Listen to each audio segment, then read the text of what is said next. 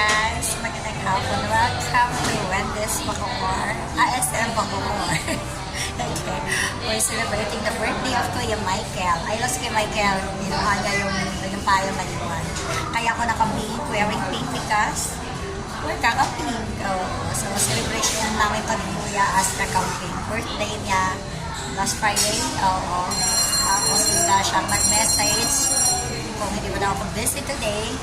Siyempre, bilang mga kapwa-kakampi, dyan pa rin yung ano namin, yung bonding at saka sala-sala together sa mga ganitong sitwasyon. Ayun lang si Kuya. Nalipay niya, naiwan doon sa Starbucks. Sabi ko, hindi muna tayo mag-Starbucks Kuya mamaya na. Gusto ko ng salad sa Wendy's. Kaya ito, yung Wendy's kami. Kaya thank you kay Kuya Michael. Mahilig din niya mag-picture mamaya.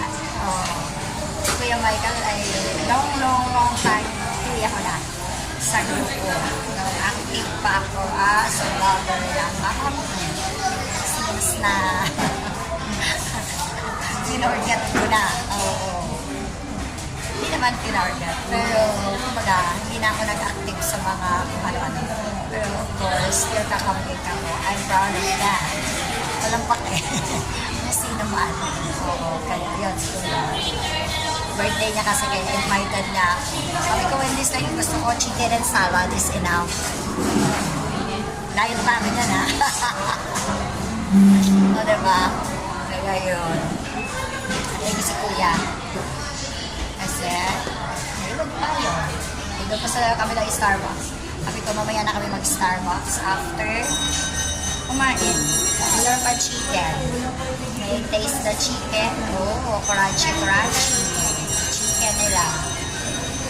Ano na si Kuya Mark? Ano Kuya? Nasaan? Nakuha mo? Nasaan yung payo mo?